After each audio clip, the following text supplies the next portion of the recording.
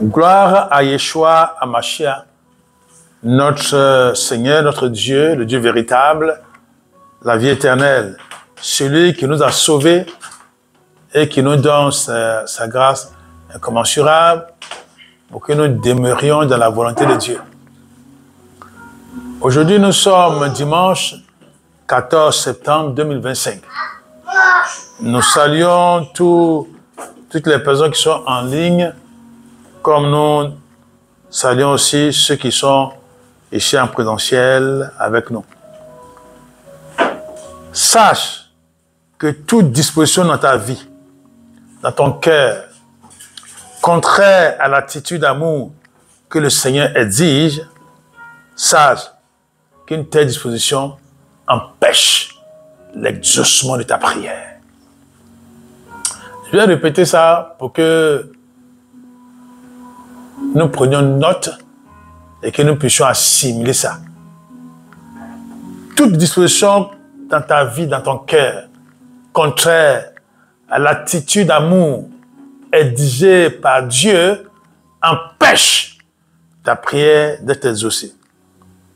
Tu peux lire pour cela Matthieu chapitre 22, versets 37 à 40. Matthieu chapitre 22, 37 à 40. Où Jésus a dit que le plus grand commandement, c'est d'aimer le Seigneur, notre Dieu, de tout notre cœur, de toute notre force, de toutes nos pensées, de toute notre âme. Et le second qui lui est semblable, c'est que nous devons aimer notre prochain, notre semblable, comme nous-mêmes. Donc, si tu n'es pas dans une disposition qui est conforme à l'amour, ce que tu peux faire comme prière ne sera pas exaucé. Pouvons lire pour cela aussi 1 Timothée, le chapitre 2, le verset 8.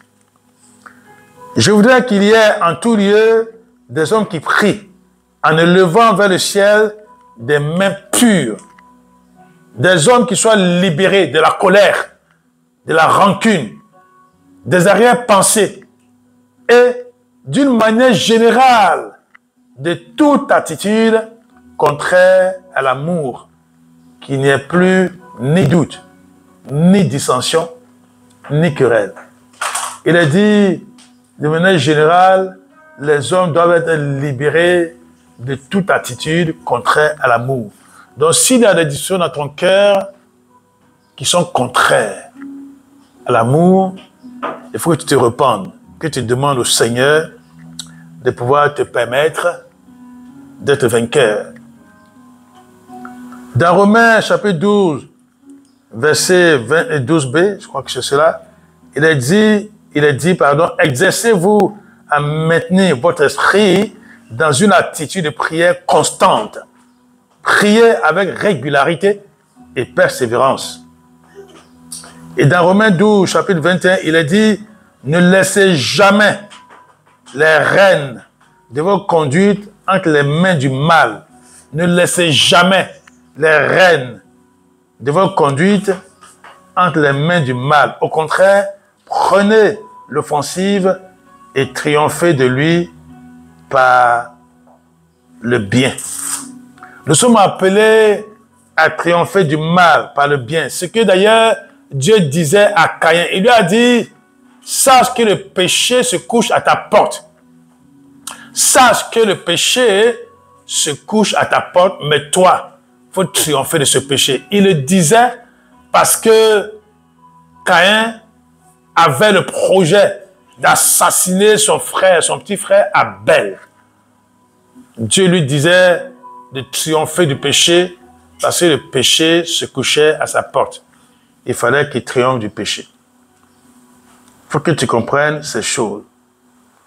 Il faut que tu saches que la prière continue, la prière persévérante que tu fais a pour objectif de détruire les obstacles. Les obstacles à tes bénédictions. Ce que tu dois comprendre. Nous pouvons trouver des illustrations pour cela dans Exode chapitre 17, verset 11 à 13, où Moïse intercédait pour Josué et les Israélites qui étaient en guerre contre Amalek. Lorsque Moïse, fatigué, avait les bras baissés, il a dit que Amalek était vainqueur jusqu'à ce que des personnes viennent soutenir ses mains dans l'aide de la prière. Et c'est ainsi que Israël s'en est sorti vainqueur. Dans Daniel chapitre 10, verset 11 à 14 aussi, il est question de Daniel qui priait. Et puis, il dit que quand il priait, il y a une principauté démoniaque qui empêchait la prière, sa prière d'être exaucée. Il a donc jeûné pendant 21 jours. Et c'est ainsi que la situation a été décantée. La prière nous parle de l'humiliation, de la repentance, du renoncement. Il a prié. C'est ainsi que sa prière a été exaucée. Ce matin, ce n'est pas de la prière dont il s'agit dans notre enseignement, mais c'est un rappel pour dire que nous avons besoin de prier tout le temps. Nous avons besoin de persévérer dans la prière avec un cœur vidé de tout ce qui est contraire à l'amour, afin que nous puissions voir notre prière exaucée. D'ailleurs, c'est ce qui est dit dans Ésaïe 59, où il est dit que la main de l'Éternel n'est pas trop courte pour nous sauver. Cette main n'est pas trop courte pour nous exaucer. Et ses oreilles ne sont pas trop dures pour pouvoir nous entendre et nous exaucer. Mais que ce sont nos péchés qui dressent un obstacle entre notre Dieu et nous et l'empêchent de nous écouter. Je vais lire ces deux versets dans la version prophétie vivante. Prophétie vivante, Ésaïe 59, verset 1. Voici la main de l'Éternel n'est pas trop courte pour sauver, et son oreille n'est pas sourde au point de ne plus entendre. Verset 2. Mais ce sont vos iniquités qui ont dressé une barrière entre vous tous et votre Dieu. Oui, ce sont vos péchés qui vous ont caché son visage pour qu'il ne vous entende plus. Voilà ce qui est dit dans ce passage. Et donc ce que tu as à savoir pour dégager l'ouragan de ta vie, le vent violent qui se dresse contre toi, l'orage qui est contre toi, tu dois fléchir les genoux. Tu dois proclamer la Seigneurie de Jésus. Tu dois dégager par la puissance de la prière cet obstacle qui se dresse devant toi. Nous allons lire pour cela Marc chapitre 4 du verset 35 jusqu'au verset 5 jusqu'au chapitre 5 verset 15. Mais il faut que je dise le sujet de notre enseignement. Le sujet de ce matin est le suivant.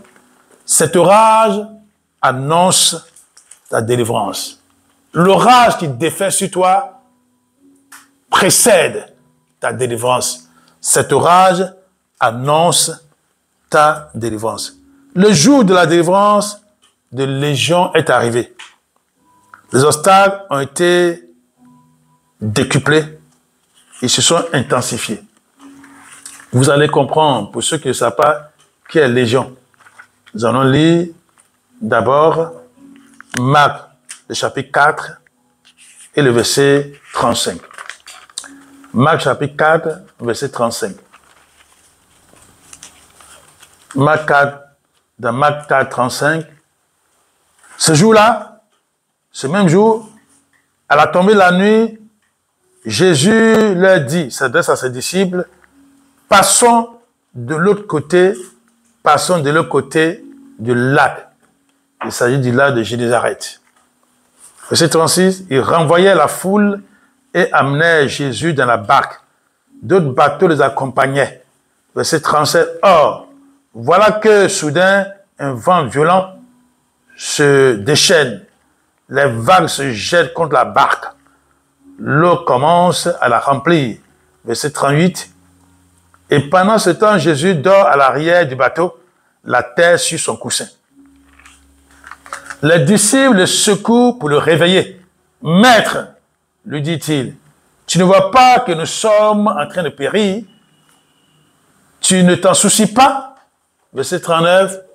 Alors, Jésus se lève, lance au vent un ordre impératif et crie à la mer, « Silence! Calme-toi! »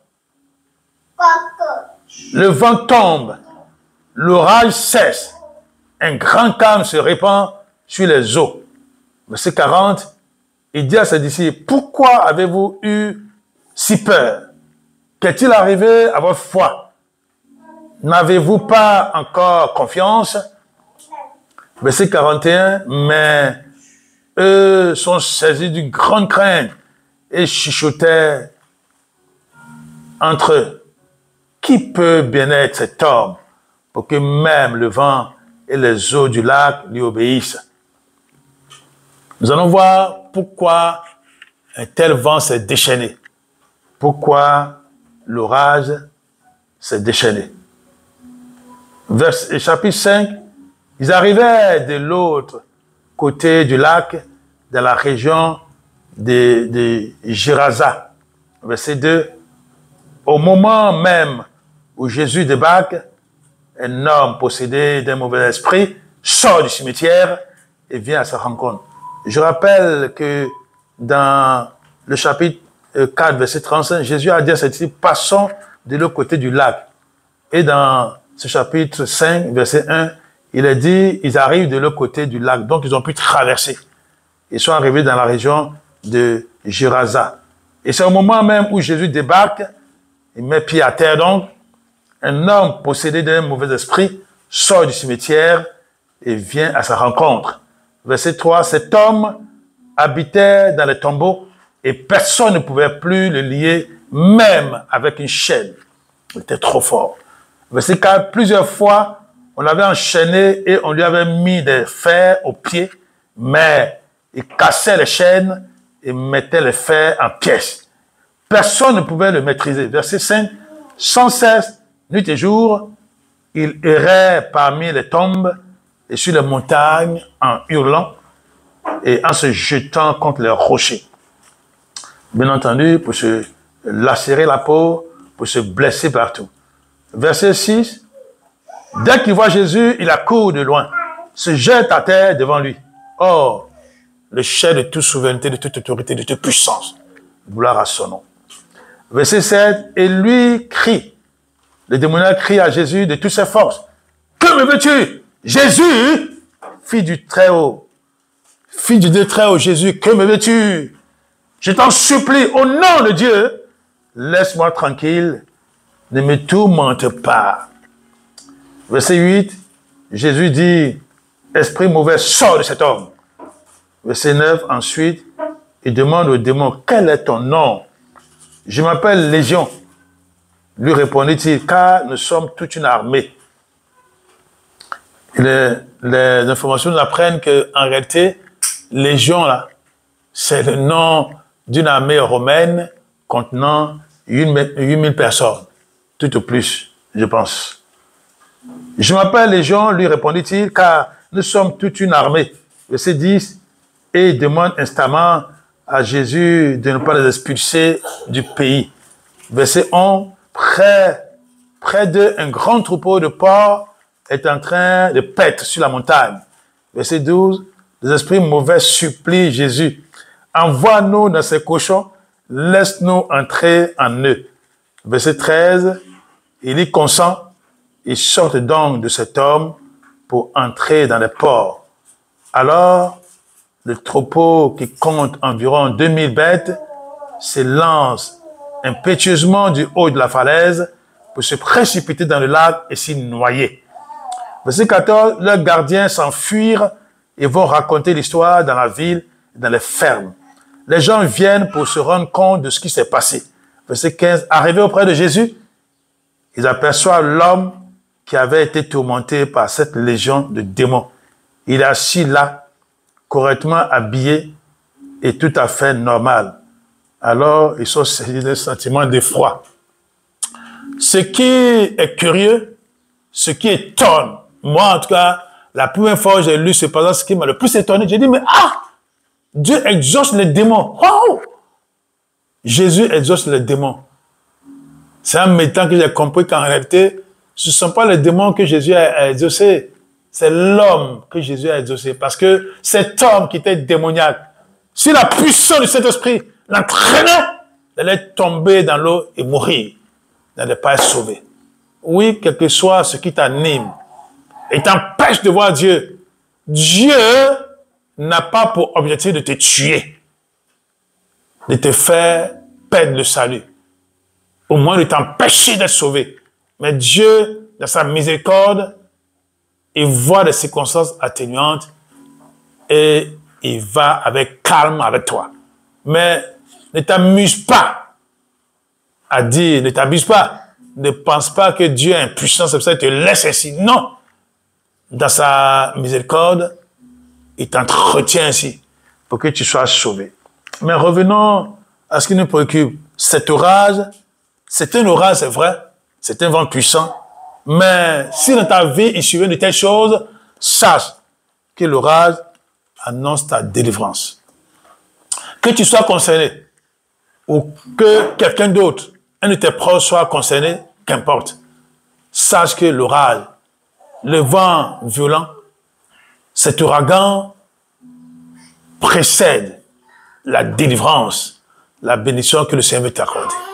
Il faut que tu comprennes ça. Il faut que tu le saches. Et quand ta bénédiction doit arriver, parce que quand nous comparons les deux passages qu'on a lus, c'est-à-dire Matthieu chapitre 4, verset 35 à 41, Marc chapitre 4, et puis Marc chapitre 5, verset 1 à 15, nous voyons que c'est parce qu'il y avait quelqu'un que Dieu recherche. Jésus n'a-t-il pas dit, quand un berger a 100 brebis et qu'il a les 99 avec lui et qu'une seule brebis se perd, il laisse les 99 et se met à la recherche de la 100e qui est perdue. Et quand il l'a retrouvée, il est content, il se réjouit. C'est vrai que c'est une seule personne qui devait être sauvée. Il y avait 12 disciples au moins avec lui, puisqu'il en avait beaucoup d'autres, puisqu'il a dit qu'il avait plus d'embarcations. Mais pour Jésus, il était important d'aller rechercher cet homme, de le racheter. Donc, parce que quand Jésus a dit à ses disciples, passons de l'autre côté du lac, et il ne savait pas pourquoi, mais lui qui est Dieu, le Dieu tout-puissant, omniscient, omnipotent, omniprésent, il savait qu'il y avait quelqu'un là-bas qui souffrait. Parce que lié par des démons, lié par des puissances occultes, il fallait qu'il libère cette personne. Peut-être que tu es caché quelque part, nul ne sait ce que tu as, mais Dieu te voit dans son omniprésence, son omnipotence. Oui, il le sait, il viendra te délivrer dans son omniscience. Il sait de quoi tu souffres. Il viendra te libérer. Donne-lui un tout petit accès. Accès, je veux dire, laisse-le quand tu le vois. Adore-le. Prosterne-toi. Quelle que soit la puissance dont tu es rempli. Je ne sais quelle puissance occulte dont tu es rempli. Il vaut mieux que tu sois sauvé que de te noyer dans le lac. Que de te noyer. Parce que là, ce sera pour l'éternité. Il faut que tu comprennes. Dieu te cherche. Quelles que soient les puissances occultes dont tu es bardé, dont tu t'es entouré, quelle que soit ta puissance, quel que soit ton pouvoir, Dieu te cherche. Et Jésus devait faire traverser ce lac forcément. Et l'ouragan, l'orage allait les empêcher de passer. C'était ça le combat. L'ennemi dressera toutes sortes de combats dans ta vie et toutes sortes d'obstacles dans ta vie, que ce soit des obstacles au niveau professionnel, au niveau social, quel autre niveau. Il va les dresser contre toi parce qu'il ne voudra pas que tu arrives là où il faut en vue de sauver des vies humaines. Il y a des ministères qui ont ainsi souffert. C'est pour ça que Dieu dit de ne pas négligé les faibles commencements. Les ministères qui ont commencé tout petit, dans des difficultés, des obstacles. Oui, des obstacles financiers. Oui, des obstacles, j'allais dire, démographique. Il y avait combien de personnes? Peut-être 2-3 personnes. Mais ce n'était pas ça qui compte. Il y a des gens même qui ont commencé avec toutes sortes de problèmes. Leur famille était attaquée. Leur mariage était attaqué. Leur couple était attaqué. Les puissants démoniaques, ce n'est pas forcément, c'est pas venu d'eux-mêmes, mais des puissants démoniaques animaient des gens qui sont partisans de toutes sortes de fléaux, de toutes sortes d'armes pour avoir de la puissance. Oui, aujourd'hui on dénonce l'homosexualité. Si tu es d'ici de Christ, il faut que tu dénonces de telles choses. C'est ce qui a précipité la destruction de Sodome et de Gomorrhe. C'est la sodomie qui a précipité la destruction de Sodome et de Gomorrhe. Tu ne peux pas avoir honte de Christ si tu as honte de lui et il dit qu'il aura honte de toi devant son Père, devant les anges. Il faut que tu comprennes ça. Il faut que tu l'admettes et que tu dénonces ça avec la dernière énergie. En dénonçant ça, ça ne veut pas dire que tu détestes ceux qui pratiquent ça. Non, tu les aimes. Parce que nous avons vu dans 1 Timothée chapitre 2, verset 8, il est dit que nos cœurs doivent être libérés de tout ce qui est disposition contraire à l'amour. Parce que si tu as une attitude qui est contraire à l'amour, ça veut dire que ta prière ne sera jamais exaucée. Ce sont des gens qui souvent ils ont été entraînés malgré eux. Ils ont besoin d'être délivrés, comme cet homme. Cet homme qui a été entraîné dans des pratiques malgré lui et qui a été possédé de démons coriaces, dont le nom a été changé par le diable en légion. Peut-être qu'il s'appelait Yosef, il s'appelait Yohana, ou qui c'est encore, ou bien Moshe. Il a été entraîné dans ces choses. Ou peut-être même que c'est quelqu'un, puisque la Galilée, c'était peuplé par des étrangers. C'était pas des gens qui avaient forcément des noms juifs. Et donc, peut-être qu'il s'appelait Séri, il s'appelait Yao, il s'appelait quoi? Ouais. J'essaie d'imaginer tous les noms qu'on peut dire. Voilà. Et donc, c'est des choses qui lui sont arrivées, peut-être malgré lui-même. Mais Dieu a pitié de lui. Il fallait qu'il soit délivré. Le cheminement vers sa délivrance n'a pas été facile. Il fallait que les puissants démoniaques se déchaînent contre ceux que Dieu a mandatés pour le libérer. Et si tu as certainement des évaluations à faire, Dieu t'a confié une mission en avançant. L'ennemi qui ne veut pas que de telles personnes soient libérées te coince. Il t'attaque. Tu subis le revers, comme on le dit. Mais une seule bataille perdue, laisse-moi te dire, ce n'est pas la guerre que tu as perdue. La guerre invisible continue. Parce que celui qui est avec toi, qui est en toi, est plus fort que celui qui est dans le monde. Jésus de Nazareth est plus fort que celui qui est dans le monde. Le combat est déclenché et toutes les forces sont coalisées pour t'attaquer, pour te faire perdre la face.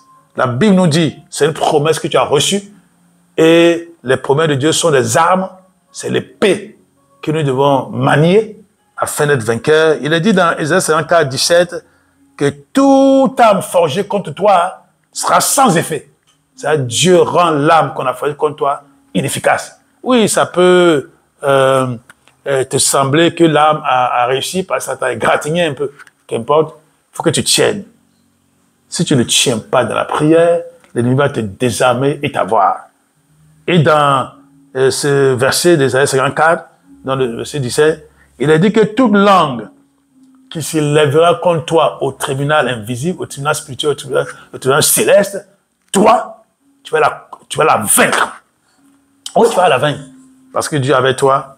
Quand Dieu est avec nous, nous sommes toujours vainqueurs. Il faut que tu puisses proclamer la souveraineté de Christ. Oui, La souveraineté de Christ amènera les ennemis à se prosterner, à reconnaître la puissance de Jésus, à reconnaître que Jésus est le Fils du Très-Haut, celui qui est venu afin de détruire les œuvres du diable.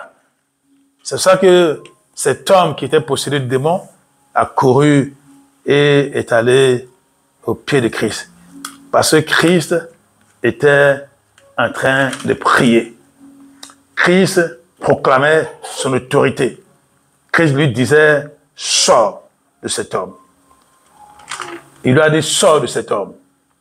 Et c'est pour cela que tout est arrivé. Mais avant qu'il arrive à cet homme qui était malade, pour le vent contraire, Christ a dit, silence, calme-toi. Il y a des prières qui ne doivent pas rester à dire, oh Seigneur, délivre-moi. Non, il faut ordonner, il faut chasser. Si tu sais que dans ton cœur sévit un sentiment, une disposition qui est contraire à la volonté de Dieu, chasse toi-même cette disposition-là. Ordonne que la disposition sorte de ton cœur. Ordonne que les puissances démoniaques t'influencent, que ce soit directement ou indirectement, je ne sais où elles sont placées. Il faut que tu ordonnes qu'elles puissent s'en aller au nom de Jésus. Et proclame la souveraineté de Christ.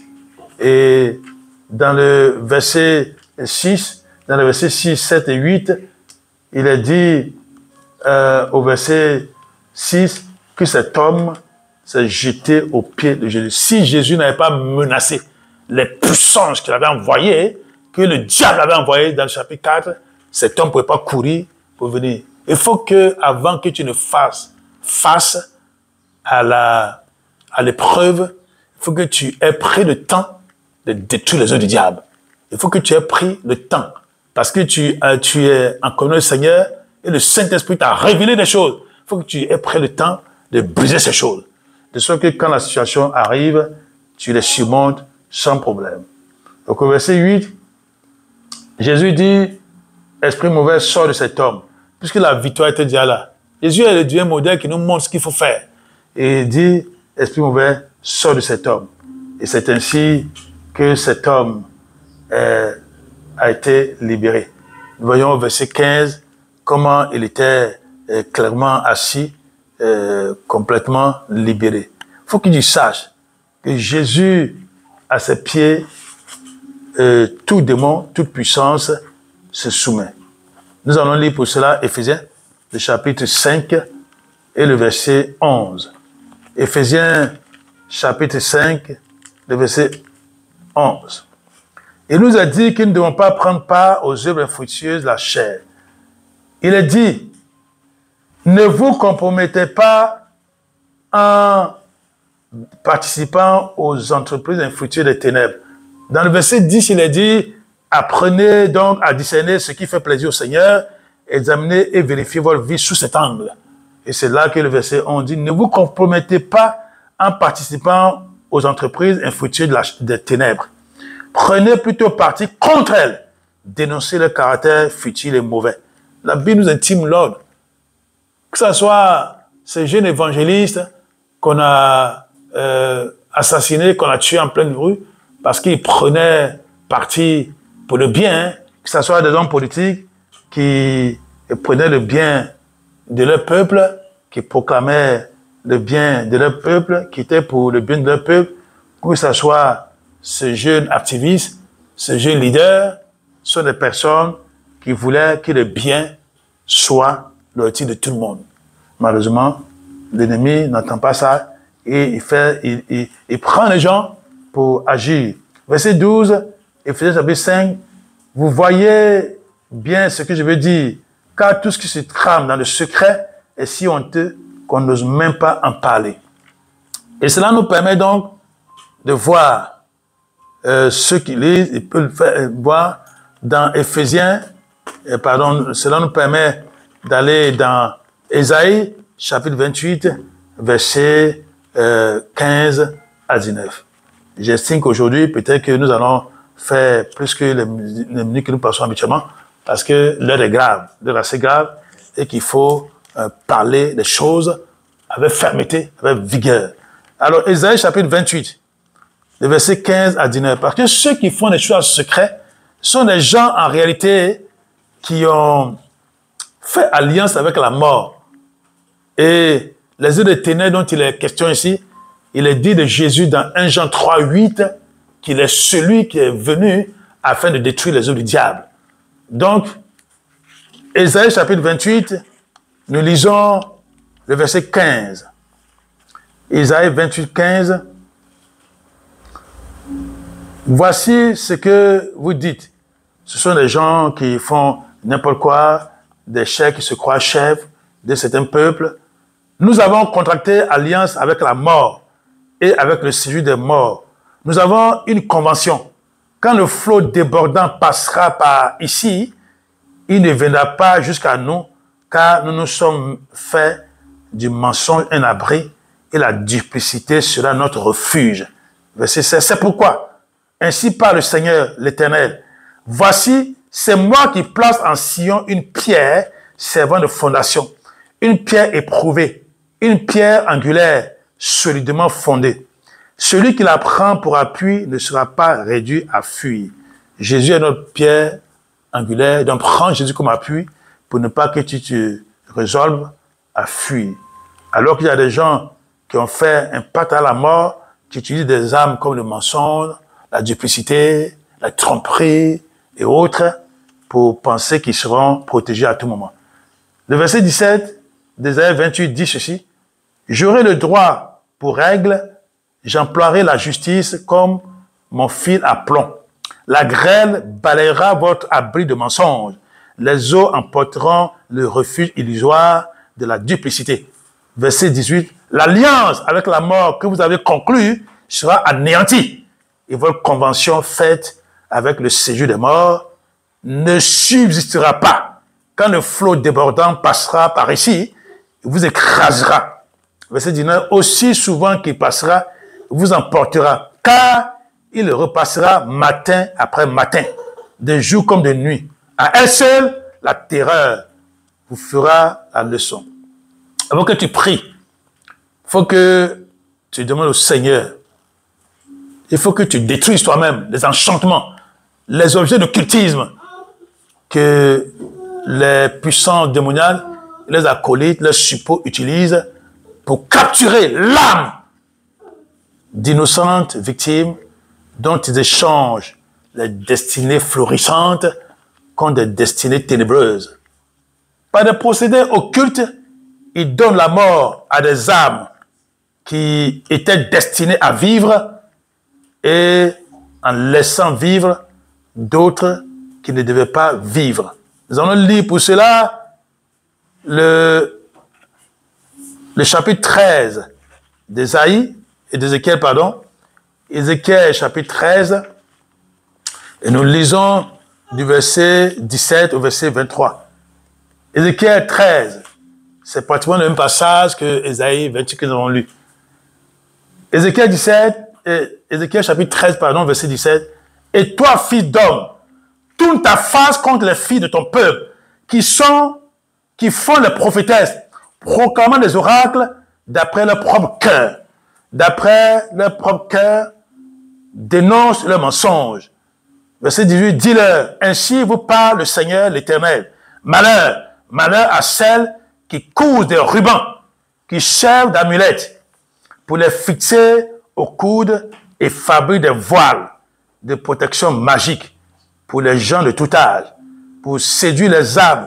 Vous séduisiez les âmes des membres de mon peuple, et vos âmes à vous demeureraient indemnes. » Verset 19, « Vous avez profané mon nom devant mon peuple pour quelques poignées d'orge et des quignons de pain, en donnant la mort à des âmes qui étaient destinées à vivre et en laissant vivre d'autres qui ne devaient pas vivre, en mentant à mon peuple qui croit à ces mensonges. » Verset 20, « C'est pourquoi le Seigneur l'Éternel vous déclare, voici j'en veux à vos rubans, avec lesquels vous capturez les âmes comme des oiseaux.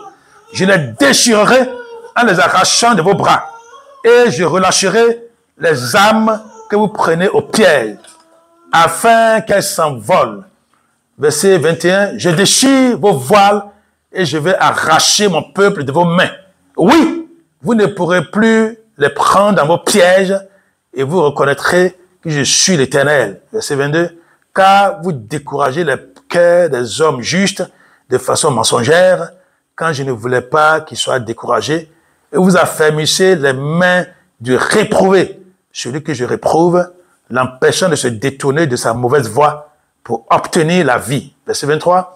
À cause de cela, voici, vous n'aurez plus de vision mensongère, ni de divination, car je vais arracher mon peuple de vos mains, et vous reconnaîtrez que je suis l'Éternel. Le passage est assez long, mais ce que vous devez comprendre, c'est qu'il y a des gens qui ont des stratégies, qui ont des objets de culte, de cultisme, en vue d'attaquer, en vue de tuer des âmes innocentes, de remplacer. Lorsque d'autres personnes viennent les voir pour remplacer leur vie, bien pour avoir, je ne sais quoi, un peu plus de richesse, alors ils ont des manières de faire et des stratégies qu'ils utilisent pour attaquer et pour tuer des âmes. Vous les connaissez, je ne vais pas entrer dans les détails parce que le temps est déjà beaucoup parti. Mais il faut que nous frappions de ruine de telles pratiques. Il faut que dans ta prière, que tu le fasses. Il y a des gens peut-être que tu vois comme des gens qui sont courtois, des personnes aimables, des personnes qui sont là, mais en réalité, ce sont les pierres pour t'avoir. C'est l'alliance qu'ils cherchent. Ils ont fait alliance avec la mort et ils utilisent des techniques de ce genre en t'invitant à des activités, on te permet d'aller, mais en y allant, tu es en contact avec leur Dieu, tu es en contact avec l'esprit. Sais-tu de quel esprit ils ont environné l'endroit où tu es parti? Tu ne peux pas le savoir. Mais si tu n'es pas vigilant et que tu ne pries pas, tu n'es pas dans une guerre de position, la guerre spirituelle, tu vas te laisser phagocyter et tu vas te laisser entraîner. Qui va en partir? Eux, ils rient sous cap. Ils se capent pour se moquer de toi. Mais c'est ta vie qui va aller en lambeaux. C'est des personnes qui aiment, qui sont attaquées. C'est les structures dans lesquelles tu es. C'est peut-être ta famille qui sera attaquée. C'est ton mariage qui sera détruit. Parce que c'est ce qu'ils attendent pour augmenter la puissance démoniaque auprès de Baphomet, les maîtres. Auprès des puissances démoniaques. Il est temps de dénoncer de telles choses. Les chrétiens ne doivent pas être là, sous-entendu, ou bien par précaution de sagesse. À quoi te servira ta sagesse lorsque tu seras toi-même devant la destruction de ta vie ou de la vie des autres? Il faut que tu prennes ta responsabilité. Il faut que tu pries en ayant des mains pures. Il faut que tu pries en ayant le cœur dégagé, complètement libéré de toutes sortes d'attitudes contraires à l'amour, afin que l'exaucement à ta prière soit et que tu puisses ainsi vaincre. Car tu dois savoir que face à l'orage, tu dois prier, proclamer les promesses de Dieu et déclarer la souveraineté de Jésus-Christ. Parce que celui qui ne reconnaît pas Jésus-Christ, alors qu'il dit qu'il adore Dieu, doit se remettre en cause. Dans Colossiens chapitre 2, versets 9 à 10, il est question de Jésus qui est le chef de toute autorité, de toute souveraineté et de toute puissance. Dans 2 Corinthiens 1, 20, il est dit que toutes les promesses de Dieu sont oui, amen en Christ. Et donc nous avons la victoire avec Jésus comme maître. Que le Seigneur vous bénisse. Amen. Amen.